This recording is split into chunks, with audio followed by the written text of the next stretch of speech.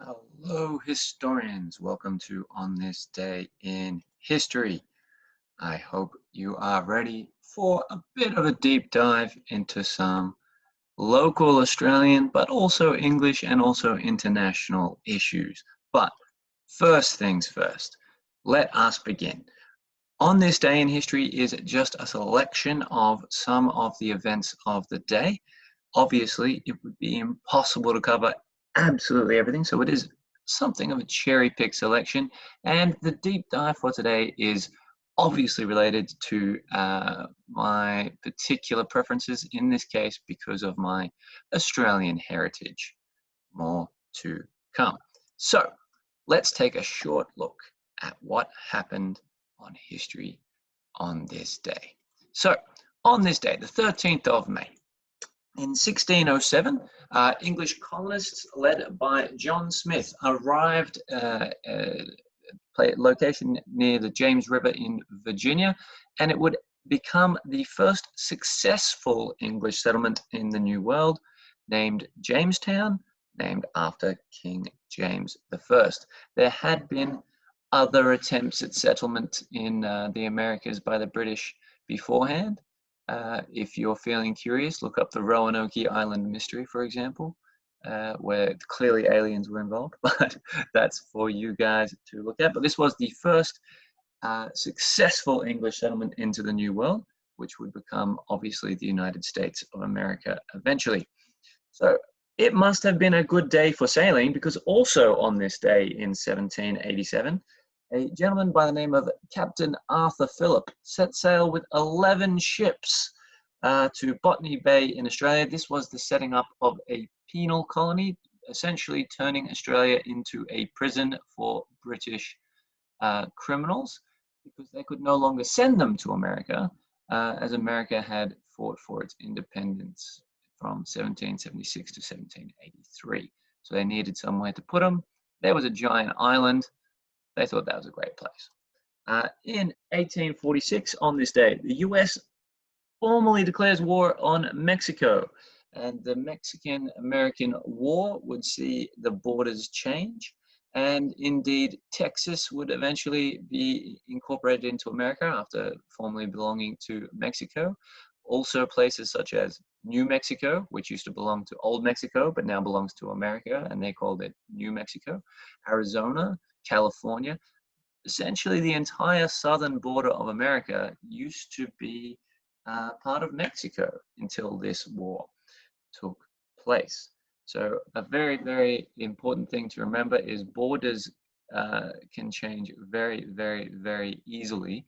And in fact, when you think about it, places like San Diego, San Francisco, Los Angeles, San Jose, they are all Spanish named cities because they used to belong to the old Spanish colonial entity of Mexico. And when Mexico got its independence from Spain, obviously it belonged to Mexico. So all of the people living there spoke Spanish. They were of Spanish or Mexican heritage. And then America won all this territory and had all of those people of Mexican descent that were now in American territory. So there are plenty of people of Mexican or Spanish descent that did not cross the border in America. Instead, the border crossed them. That is very important because it is a political issue of the day, of many, many years, in fact, and a lot of people don't understand this. So that's why that's included. Now, this was a very famous speech in 1940. Winston Churchill, who had become the newly elected Prime Minister by 1940, the old Prime Minister, Mr. Neville Chamberlain, didn't exactly have the greatest start to World War II, and is sadly remembered as a terrible, terrible, terrible leader because of what happened. Whereas Winston Churchill, newly elected, and in this speech he makes to the Commons, his very first speech, he says, "I have nothing to offer but blood, toil, tears, and sweat," in which he promised that they were going to fight the war no matter what. And he was known as an inspirational leader for his brutal honesty, but also brutal determination. On this day in 1981, Pope John Paul II, the Pope at the time, obviously, was shot and wounded by a gunman in St. Peter's Square in the Vatican when giving a public prayer, public ceremony. And it was after this that they first brought out the Pope Mobile, as it's known, a bulletproof vehicle that the Pope would travel in for many years. The current Pope does not undertake this particular route of transportation, shall we say. But it was quite a dramatic event because the Pope is one of the most revered leaders in the world even today, but 40 years ago or 39 years ago had even more influence in the world. So this was quite a shocking event. In 2014, an unidentified shipwreck was discovered off the northern coast of Haiti. Now, I only include this because of this particularly interesting fact. It was found to contain $20 million worth of gold. There was a practice to mine and extract gold, silver, diamonds, anything they could get out of the earth when they discovered the Americas. The Spanish conquistadors and Portuguese in Brazil extracted many, many minerals as well as precious metals from the continent, and they were loaded onto ships. Now, over the hundreds of years that this practice is taking place, remember, those ships were made of wood. They were not as technologically advanced as the transportation of today, and they were quite vulnerable to storms and other adverse weather conditions. So many, many, many of these ships actually sunk. There was also instances of poor navigation where these ships were run into rocks or reefs.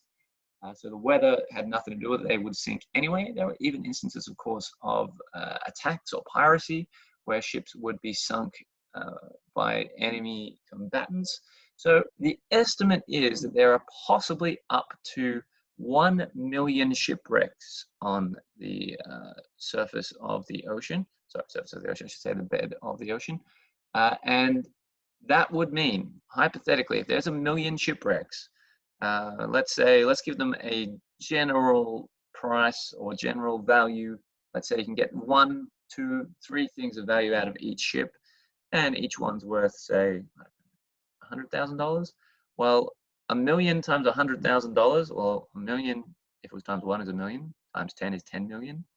Obviously, times 100 million. 1,000 million is a billion. Okay. Then when timing that by 100, we're talking $100 billion worth of value at the bottom of the ocean. So if you feel like taking a deep dive in real life, not just in history, give that a go and see what you come up with. But because I came up with the idea, you've got to split the profits with me. Okay, so on this day, this is the deep dive we're going to look at. I told you it would be about my Australian history. So the first fleet. Now, this is about the first fleet generally. The date that we are looking at specifically was today, the 13th of May. In 1787 was when Captain Arthur Phillip set sail with 11 ships to Botany Bay in Australia. Now, I include this particular fact, set sail with 11 ships of criminals to Botany Bay. If you look this up on the internet, you will get that on this day, 11 ships of criminals. That's not entirely correct. There wasn't criminals on all 11 ships. There was Navy ships, there was supply ships, there was all these different sorts of things as well. So if we look at it, the fleet actually consisted of Royal Navy ships, store ships, 6 convict transports carrying between 1,000 and 1,500 convicts in total, with also Marines, officers, civil officers, and some free people, some people that decided they wanted to be part of this new colony that was being started in Australia. So from England, they sailed southwest to Rio de Janeiro. So they went from England to Brazil. And then from there, they went east to Cape Town. So they sailed across the Atlantic Ocean to Brazil, then back across the Atlantic Ocean to South Africa, and then via the Great Southern Ocean to Botany Bay, arriving in what would be known as Sydney from between the 15th and 24th of January 1788. So this took about 250 days to go from England to Australia. Now these days you can do that in one flight of 24 hours. So if you've ever taken a long flight, times that by ages, and that's how long it takes to get to Australia. To put it into perspective, when I flew to London from Melbourne, which is much further south than Sydney, I was in the air for about 6 hours and still hadn't left Australia. So it's pretty far away. So this would be like sending your prisoners, sending your convicts to another planet, essentially. That is how far away it would be considered. So let's take a look at those actual numbers. So in terms of the people who left and the people who arrived, we can see people who left was 1,420, people who arrived 1,373. So nearly 50 people died along this journey. In fact, slightly more than that, because there was 11 children born on this journey. So about 60 people died, that means, on this particular journey. We can see the amount of convicts, we can see the amount of Marines, we can see the amount of crews, all combined. So let's just do some quick numbers here with these calculations. So we can see convicts, men and women, 582 plus 193. So there's 775 convicts, meaning if we take that total away from 1420, you end up with 645 non-convicts. So this is about slightly more than half of them are convicts and slightly less than half are support in terms of Marines or captains of ships, officers, sailors, doctors, all sorts of people who sailed on this journey. So what that means is that what I should point out is that these convicts were originally transported to the 13 colonies in North America, so they were usually sent to the British colonies there. But because of this whole America having this War of Independence from 1776 to 1783, they said, you know what, we don't want your convicts anymore. All right, you can't just dump your prisoners here.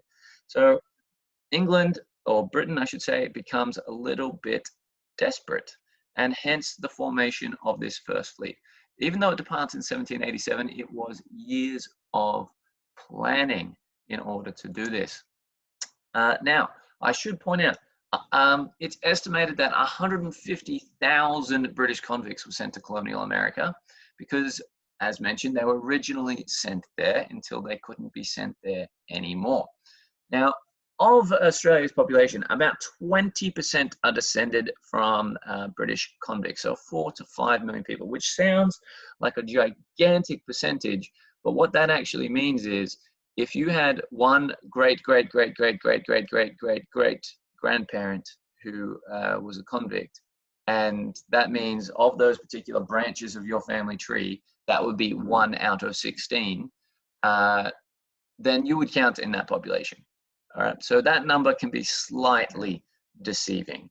All right, what you need to understand is that if you went back through the family trees of, for example, anyone in Britain, you would be able to find at least one person who was convicted of a crime. So that number can be slightly deceptive. I should point out that New South Wales, which is what they called the new penal colony, only, well, I should say only, it's a long time, accepted convicts over 80 years.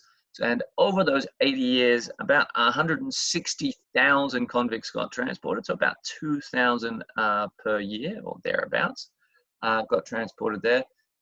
It was, instead of being given the death penalty, of course, so a better option is being shipped to Australia. But I should point out, this is very key. The convict history of Australia gets highlighted a lot, when in actual fact, far more Australians are descended from immigrants. And the majority of those immigrants being British and Irish, and came of their own free will. They wanted to go there. Okay, they weren't just sent there as convicts. All right, this is obviously a little bit, you know, of my bias coming through here. But the first thing I always hear when you say Australian, they go, oh, convict. Oh yeah, the convict. Well, first of all, they also had the penal colonies, and they sent convicts to the United States. No one ever mentions that about them. And of course, this practice stopped, you know, 150 years ago. So it's not necessarily exactly relevant to today. And when you look at these particular percentages, it can be quite deceiving. Okay, so I think the real question should be, why did Britain have so many criminals that they were running out of places to put them? It occurs to me, and I've said this many times, and I'm going to say it again, the only prisoners to arrive in Australia were British. If you are a child of a prisoner, you are not yourself a prisoner. You are not yourself a convict. You are innocent. So anyone born of a convict in Australia is Australian, therefore not a criminal. The people who arrived there were British. It was the British who were criminals. I must point that out. Now, when I say British were criminals, I do not mean that it was some sort of lawless society. They're all nightmarishly terrible people. Only about half of them fit that. What in actual fact was going on was the fact that people didn't really understand crime and the causes and prevention and how to deal with things like poverty at the time. Now, what you need to consider here is the cost of shipping criminals to the other side of the world, of making this fleet, of having these ships, supplying them, sending them to the other side of the planet, would have cost a lot of money. You would only do it if you were entirely desperate, which of course Britain had become at that stage, because they used to do this thing where if you couldn't pay a fine, you were considered to be a debtor, which was a crime. So if, for example, you are fined for not paying your taxes on time, you are fined for working on a Sunday. Yes, that was a real thing. You were fined for having soot on your face in front of the king. Yeah, that was a real thing. And you can't afford that fine. You were put in what was called a debtor's prison. Okay, so that was a crime. So 10,000 people were in prison for debt each year. Okay, so keep this in mind. If you're sending 10,000 people to prison each year over the course of 100 years, well, 100 times 10,000, well, that's a million, is it? Yeah, that's a million prisoners. Wow, that's crazy. So that's a lot of people. So keep in mind, these convicts that were sent to Australia was a minor percentage of the prisoners and convicts that existed in England at the time. Because as I say, it used to be a way of dealing with poverty, of dealing with these people, rather than, you know, making people go to school so they're educated so they don't commit crimes. You just put them in prison. Just build prisons. It's easy. Just do it. Just lock them up. Okay. Now, in terms of how this affects British culture as well, even, for example, you might find someone who would be very, very proud to say, you know, I'm a descendant of Charles Dickens. Well, that means that you're also a descendant of a convict or of a prisoner, because Charles Dickens' father himself was imprisoned for debt in 1824. And I want to point out, when he was imprisoned with his family, and in some records, not all, but in some records, your family also gets classified as a convict. This was the case, as you saw, with the population of people being shipped on the First Fleet. A lot of prisoners were sent with their wife, with their child as well, which is pretty crazy to think about. Now, I should point out, even in 2019, England and Wales has the largest prison population in Western Europe. So this legacy of just lock people up, just lock them up, lock them up, throw them away the key, is still affecting England today. Now, the largest prison population in the world is actually in the United States. And then you would have China coming in second and Russia coming in third. And it is because of Russia's position coming in third that this statistic, largest prison population, has to be Western Europe. So that means larger than Spain, France, Germany, Italy, all of the other Western European nations. So this is a thing, a legacy, if you will, of the idea that people who were poor, it was their fault they were poor. They need to be punished. They need to be locked up. Now, if you ever go to university to study criminology, one of the first things that you will learn in about 1 week, 2 weeks of studying it is you cannot simply lock people up. It doesn't work that way. If you want to deal with crime, you don't deal with it after the fact, you deal with it before the fact, which means giving people the opportunity to prosper. Now, to use that as an example, that would be like in the First Fleet.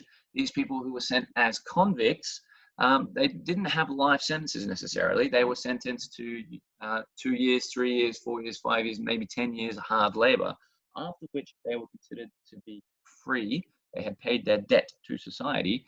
And when these convicts were freed in the Australian colonies, they would go on to start businesses. They would go on to use what they'd learned farming for the colony, for example, to start their own particular farms. And all of these particular people were able to succeed because they had the opportunity to do so. Okay, so when this fleet arrived, I think this is particularly funny. They had, well, not particularly funny, particularly amusing or strange. they had been told by a British explorer, Captain James Cook, that Botany Bay was amazing. That would be a great place to start a colony. So they spend all this money. They get these 11 ships together. They load them up with supplies, officers. They plot their journey. They go from England to Brazil to South Africa. They get to Australia and they arrive at the place that they said was going to be awesome. And they go, oh, this actually is not that great. We've traveled literally to the other side of the world. It's taken 250 days, and this is terrible. This is not what we wanted to do. They found that the bay is completely open and unprotected from weather, as well as adverse conditions in sea and waves, as well as the fact that if someone else decided to sail up onto them, they wouldn't be able to defend themselves. So that was a big problem. The water was too shallow. They couldn't get their ships close enough to the shore. There was no fresh water, and the soil there was poor. What they meant by that was it wasn't rich enough to grow their European crops. So Captain Phillip decided, you know what, I'm going to take a few boats, I'm going to scout around. Before we just turn around and head home, I'm going to scout around. And he headed a little bit to the north, and he found this place called Port Jackson. Now, it had been named Port Jackson by earlier British expeditions. So he finds this Port Jackson. It's 12 kilometers to the north, and he says, this is perfect. There's fresh water, there's great soil, sheltered anchorage, meaning you could get your ships close.